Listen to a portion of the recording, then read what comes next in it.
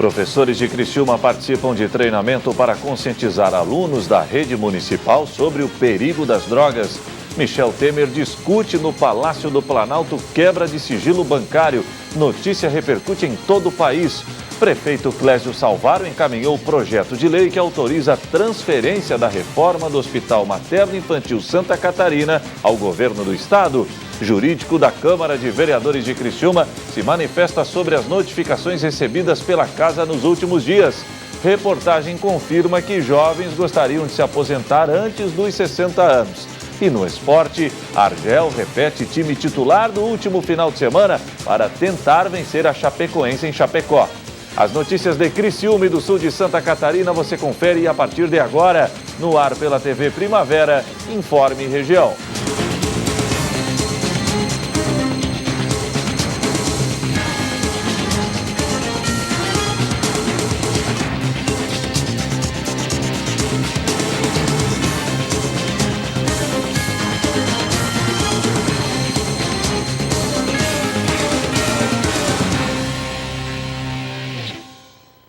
Hoje, quarta-feira, dia 7 de março de 2018. Para você que sintoniza a tela da TV Primavera, uma boa noite. A luta contra as drogas será intensificada na rede pública municipal de ensino de Criciúma. Agora, os professores serão capacitados e treinados para orientar crianças e adolescentes sobre os perigos de consumir entorpecentes. Acompanhe. Professores de Criciúma estão sendo capacitados para aplicar o Programa Municipal de Ensino e Educação sobre Drogas nas escolas, o PROMUD. O interesse é fazer com que crianças e adolescentes fiquem cada vez mais longe de substâncias químicas. Esse programa ele começou com uma espécie de laboratório, fizemos aí para o 9º ano, e este ano, como conseguimos um recurso do Ministério Público do Trabalho, a gente está estendendo para todos os níveis escolares da rede municipal. Ou seja, alunos do 1º ao 9º ano receberão material e passarão pelo programa. Vai tratar sobre conceitos, danos e consequências do uso de drogas. Todo tipo de droga, lícita, ilícita, medicamentos, né? Que tem muita gente que acha que medicamento não é droga, acha que álcool não é droga, acha que cigarro não é uma droga, enfim, acha que maconha não é uma droga. Então, tudo isso a gente vai esclarecer na medida que a gente vai trabalhando isso, né, em cada nível, respeitando o nível de compreensão dos alunos, para abordar o tema em sala de aula. O treinamento acontece em 2 encontros, dividindo os professores pelas séries de trabalho. Essa semana aconteceu o treinamento para os professores do Ensino Fundamental 2, que é do 6º ao 9º ano, e do PROEJA, Educação de Jovens e Adultos, né? E agora, semana que vem, no dia 12, na segunda-feira, vai acontecer o treinamento, a capacitação para os professores do Ensino Fundamental 1, do 1º ao 5º ano. Para aplicar as aulas, uma cartilha foi desenvolvida pelos profissionais da Prefeitura do município. O conteúdo foi baseado em estudos científicos sobre o tema. Uma equipe nossa aqui no município, que a gente reuniu, professores, e construiu com base em um estudo que a gente fez, né, no município sobre as drogas mais consumidas, os tipos os padrões de uso aqui no município. A gente tem um estudo, não um estudo assim aprofundado, mas um estudo que nos permitiu preparar esse material. E claro, tudo é elaborado pensando na didática e em ferramentas pedagógicas que facilitam a aprendizagem. Olha, o material ele foi elaborado assim com muito critério, né? E é um material, ele ficou bonito, até porque ele ficou bem colorido, de um conteúdo leve, né? Não muito denso, bastante ilustrativo e ilustrado também, né? Na medida que ele... E com várias atividades, como palavras cruzadas, caça-palavras, joguinhos, para que o aluno consiga assimilar bem o conteúdo. É um material que ele vai respeitar, não só em termos de conteúdo, mas em termos de ilustração, de didática, cada nível escolar, como eu disse, porque cada nível escolar o aluno tem um nível de compreensão e é isso que a gente vai estar respeitando. Para conhecer um pouco mais sobre o programa, os coordenadores prepararam uma série de ferramentas informativas. entra lá em criciúma.sc.gov.br/Promude e você vai acessar o site, a página do Promude. Ali tem todo tipo de conteúdo para ser usado como subsídio, como ferramenta para a escola desenvolver o trabalho e também para a população em geral que precisa de informação sobre o tema. O presidente Michel Temer passou o dia no Palácio do Planalto discutindo a quebra de sigilo bancário decidida pelo ministro Roberto Barroso do Supremo Tribunal Federal. Michel Temer fez várias reuniões e falou o tempo todo com o advogado Antônio Cláudio Maris. Seus interlocutores afirmaram que a medida trouxe indignação e também constrangimento. O presidente Michel Temer passou o dia em reuniões com assessores e advogados desde que soube do pedido da quebra de seu sigilo bancário. Segundo interlocutores, ele consultou o Banco Central e pediu seus extratos bancários referentes ao período mencionado pelo ministro Luiz Roberto Barroso do Supremo. Logo após a notícia da quebra do sigilo do presidente ser veiculada pela revista Veja, Michel Temer fez uma reunião de emergência com o ministro da Secretaria de Governo. Em seguida, Carlos Marum falou com jornalistas e criticou a decisão. Esse inquérito é como a investigação de um assassinato de alguém que não morreu. Certo? Ele não...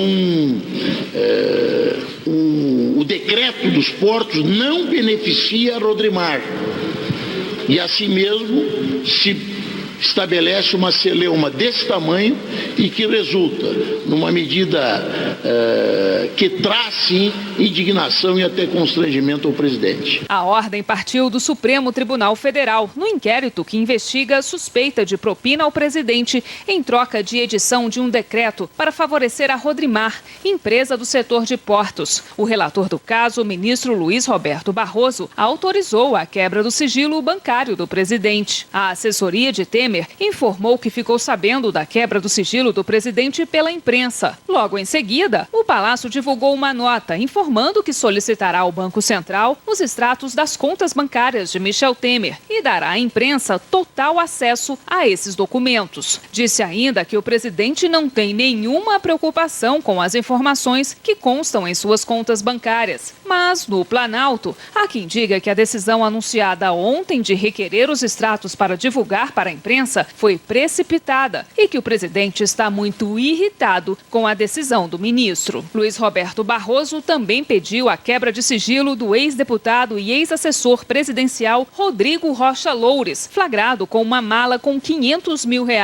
Do também ex-assessor José Yunes e de João Batista Lima Filho, o coronel Lima, amigo do presidente, além dos executivos da Rodrimar, Antônio Celso Greco e Ricardo Mesquita. A decisão do ministro Barroso de autorizar a quebra de sigilo do presidente caiu como um balde de água fria na estratégia do Palácio do Planalto de recuperar a imagem de Michel Temer, que já vinha dando sinais de melhora nas últimas pesquisas encomendadas pelo governo.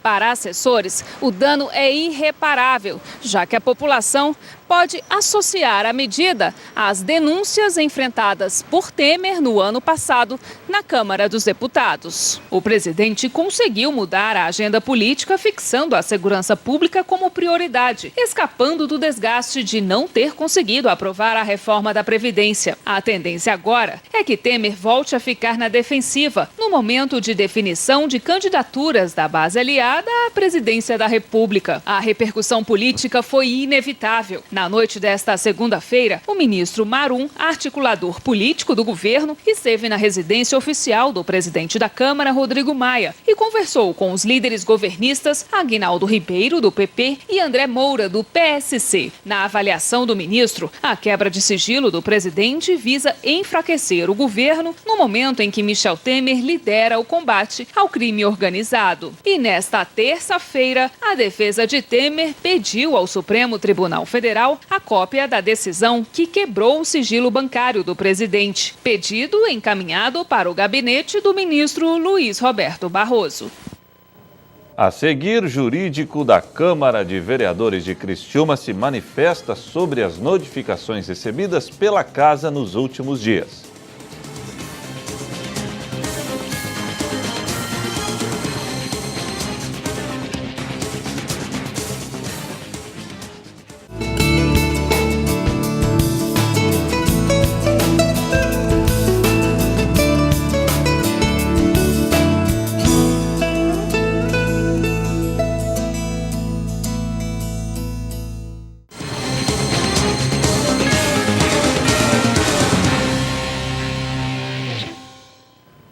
O prefeito Clésio Salvaro encaminhou um projeto de lei que autoriza a transferência da reforma do Hospital Materno Infantil Santa Catarina ao governo do estado. Se o projeto de lei for aprovado, a reforma e ampliação não irão gerar encargos para a Prefeitura de Criciúma. O projeto de lei do Poder Executivo foi encaminhado na última terça-feira à Câmara de Vereadores da cidade. O mesmo autoriza a transferência ao governo do estado a responsabilidade de gerir a reforma e ampliação do Hospital Materno Infantil Santa Catarina.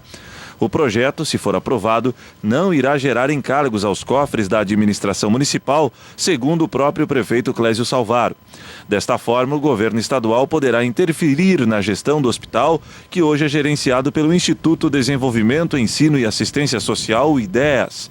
Acélio Casagrande, secretário de Estado da Saúde, confirmou que a obra deverá ser finalizada ainda neste ano.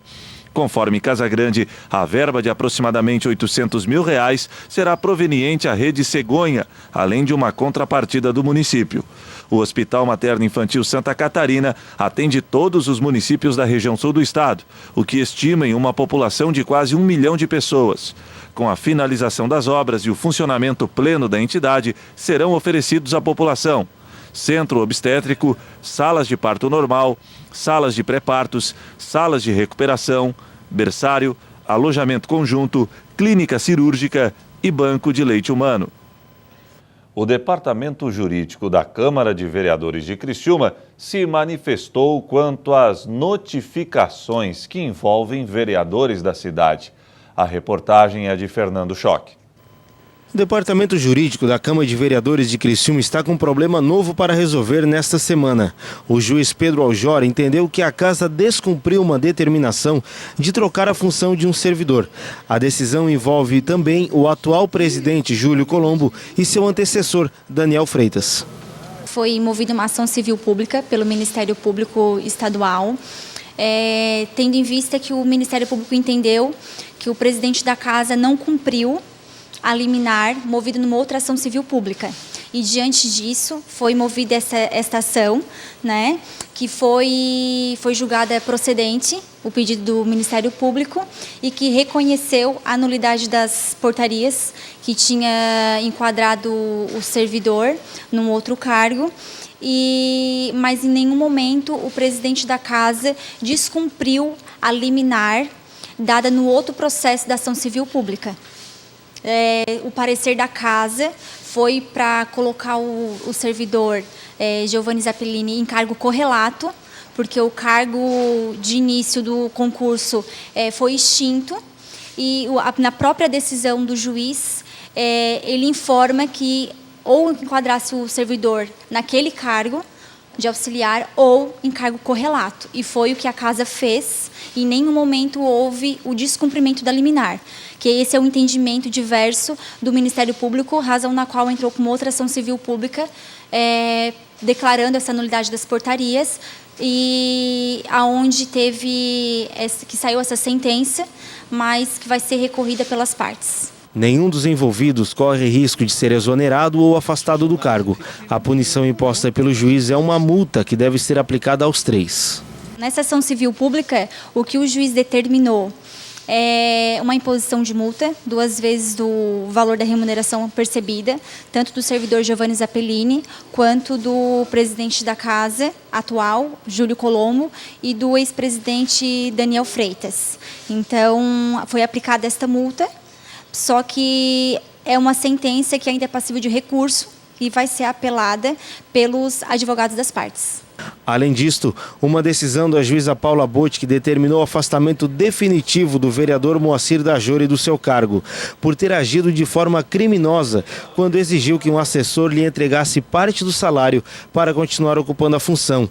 Mas, por enquanto, o Departamento Jurídico da Câmara não foi notificado, então não pode antecipar como será o futuro do Legislativo criciumense. Em relação ao vereador Moacir Dajori, a Câmara não recebeu ainda qualquer intimação a respeito da decisão, e assim que a Câmara receber essa intimação, ela vai tomar as medidas cabíveis. A seguir, reportagem confirma que jovens gostariam de se aposentar antes dos 60 anos.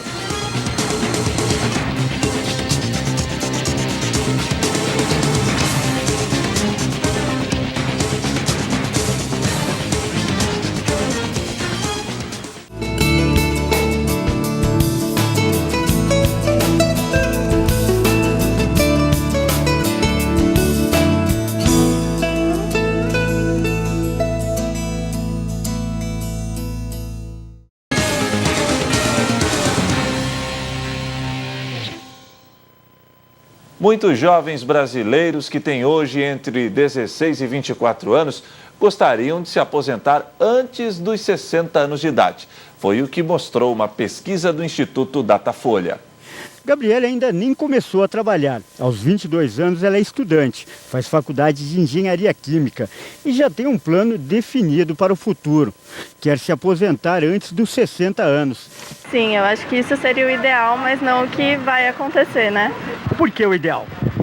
Porque eu acho que com 60 você já tem um tempo de trabalho suficiente e aí você pode aproveitar mais a sua vida, seus netos que futuramente você vai ter, sua família. Acho que já está ótimo, um tempo bom para trabalho. Se aposentar antes dos 60 anos. Esse é o sonho ou ilusão de muitos jovens brasileiros, segundo constatou uma pesquisa divulgada pelo Instituto Datafolha. O levantamento, que ouviu 2.732 pessoas em todo o país, revela que 78% dos entrevistados têm medo da dependência financeira na velhice. Por isso, os jovens que têm entre 16 e 24 anos esperam pela aposentadoria o mais rápido possível. Meu plano mesmo é se aposentar com 65 anos. Mas você podia... E você acha que vai dar? Não. Pior que não. Mas a expectativa desses jovens de se aposentar antes dos 60 anos vai se tornar irreal se o projeto de reforma da Previdência for aprovado. Isso porque o texto que está sendo discutido prevê a idade mínima de 62 anos para mulheres e de 65 para homens. Isso daqui a 20 anos. A pessoa vai trabalhar esses 30 anos, caso de mulher, esses 35 anos em caso de homem, ininterrupto. É esse o grande problema. O nosso mercado de trabalho vai oferecer vagas, porque muito se fala, depois dos 30, dos 40 está difícil. Agora não tem mais os 30, dos 40. Está difícil ter emprego. Os dados trazidos pelo Datafolha confirmam outra realidade, a desinformação do brasileiro em relação ao projeto de reforma da Previdência. Um fato que já havia sido comprovado por uma outra pesquisa, realizada pelo Ibope a pedido do Palácio do Planalto. Esse outro levantamento mostrou que 41% das pessoas desconhecem as novas regras para a aposentadoria que foram propostas pelo governo no fim de 2016. Preocupa porque não é todo mundo que tem o mesmo tipo de trabalho que eu e pessoas, né, que tem um trabalho muito mais, que exige muito mais esforço físico e aí essas pessoas não se aposentam, né, nesse sentido. Então é preocupante, assim, é um absurdo, na verdade, o que o governo faz, mas... Esse advogado e professor universitário, especialista em previdência, faz um alerta. Um dos maiores problemas, segundo ele, é que o brasileiro não tem planejamento previdenciário. As pessoas, eu brinco, quando fala de aposentadoria, de se educar previdenciário, parece que estão tocando no assunto da morte. Vamos deixar isso para depois, né? Não vamos falar nisso agora, né? Lógico, assunto de morte não é bom falar, mas... de aposentadoria, além de ser bom, é essencial. Porque nós estamos com projetos de mudança, que no ano que vem, com o novo presidente, seja ele quem for, vai vir uma reforma. A votação do projeto de reforma da Previdência foi adiada para o próximo governo, tempo que pode ajudar as pessoas a se informar melhor. O meu projeto é montar alguma coisa à parte, para quando chegar a 60 anos já ter alguma coisa, um negócio próprio, mas aposentar mesmo por conta do governo, já descartei essa ideia. Agora o esporte. Hoje o Tigre encara em Chapecó a Chapecoense. O clássico está sendo encarado com otimismo pela torcida tricolor. O confronto é válido pela 12ª rodada do Campeonato Estadual. Após vencer o Concórdia no último final de semana, o técnico Argel Fux resolveu manter o mesmo time para o duelo que poderá afastar ainda mais o Carvoeiro da zona do rebaixamento. Com isso, o tricolor entrará em campo com o Luiz no gol, Suellington na lateral direita, Sandro e Nino serão os dois zagueiros e Andrew o lateral esquerdo. Barreto, Douglas Moreira e Elvis jogarão no meio-campo. Maílson, Lucas Coelho e João Paulo serão os atacantes. Chapecoense e Criciúma jogarão na Arena Condá a partir das 9h45 da noite. Sobre reforços, a diretoria tricolor continua trabalhando nos bastidores para dar mais opções ao técnico Argel. Nesta quarta, quem chegou à cidade foi o atacante Zé Carlos. Essa será a terceira passagem do Zé do Gol pelo clube. Em 2012, o jogador foi artilheiro isolado da Série B e um dos principais responsáveis pelo acesso do Tigre à Série A do Campeonato Brasileiro. Bom dia, torcedor do Criciúma. Estou muito feliz, estou muito focado para que a gente venha primeiro sair dessa situação aí do Campeonato Estadual. E vamos se preparar para um grande ano, né? Estou muito focado. Esperamos o apoio de todos os torcedores aí para a gente poder fazer um grande ano. Valeu! E o Informe Região desta quarta-feira fica por aqui. Obrigado pela sua audiência e até amanhã, se Deus assim permitir. Boa noite.